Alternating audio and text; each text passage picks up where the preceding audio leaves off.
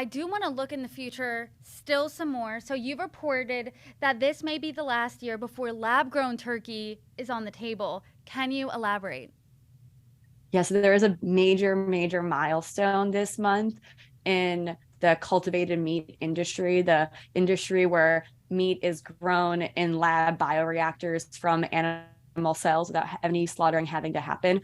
It was really the first time that the FDA issued a response around how this meatless meat is created and made and produced for a commercial audience. And so they gave a no questions letter back to Upside Foods, which is based in Silicon Valley, and said that they can continue to proceed with that regulatory approval process to get sold in grocery stores, restaurants, fast food, you name it. And so we're now at the precipice of this major eating change, and there will be lab grown meat on menus up for sale probably somewhat soon. It could be either very expensive or it might be very heavily subsidized by the startups that are selling these products. But it'll be exciting to see. It'll be interesting to see who adopts it, what early sales are like. And right now, the chicken was what had a no questions letter about it, but poultry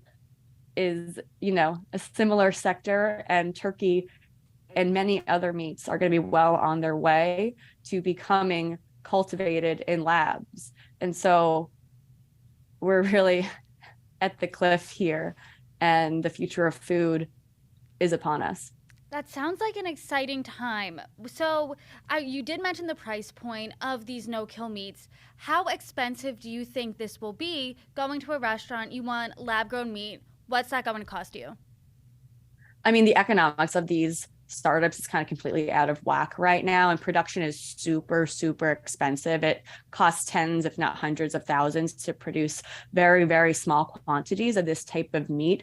And so while startups are all working towards commercializing, accessibility continues to be a question. And it's not for sale in the US yet, but it's for sale in Singapore. And there's a US company that's approved to sell it in Singapore. And it's been selling for more than a year plus now. And right now sells roughly at the same amount of an entree. It's a $23 Singapore dollars. And, that company is taking a huge loss on those sales, but, they're doing it to get this product out there and to get people excited about trying to demand it in their markets around the world. Do you think there could ever be a time come Thanksgivings to come where people are, instead of ditch the regular turkey, have the lab grown, and it's mass produced instead?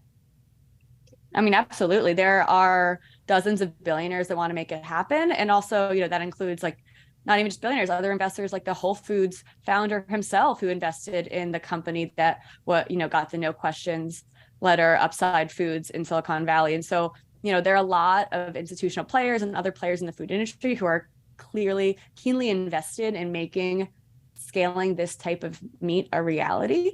And so it's coming whether we want it or not, especially with this regulatory green light. But how it is produced, how it continues to get to consumers, and the accessibility continues to be up for debate, and in where the rubber meets the road. Well, Chloe, as updates come, I hope you come back to join us. Thank you so much for coming on. Thank you for having me. Always happy to talk turkey.